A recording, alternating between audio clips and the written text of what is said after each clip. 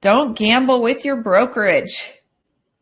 That's the most important thing. You spend a lot of time and energy and capital to get your brokerage set up, and you don't want to jeopardize your license. You don't want to have a commission-ectomy, as we call it, where you have to go to court or get a fine and lose everything that you've built and worked so hard for. So the first thing that we like to talk about is a risk assessment scoreboard, and that will tell you how well you do in each area. Do you have a lot of risk in this area?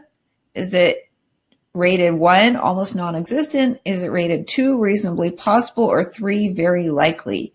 And those very likely areas are areas that we need to think about maybe looking at those a little closer to see how we can reduce our risk or minimize our risk or transfer the risk. We're going to talk about that today too.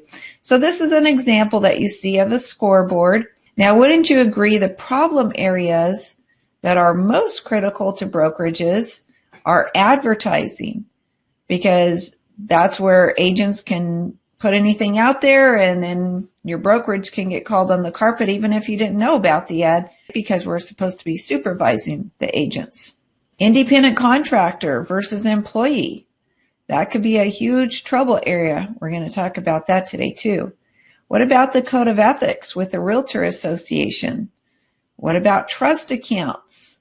That's probably one of the biggest areas that real estate brokerages get fined by their state licensing agency or get shut down, is for trust account violations. What about RESPA violations? Fair housing laws.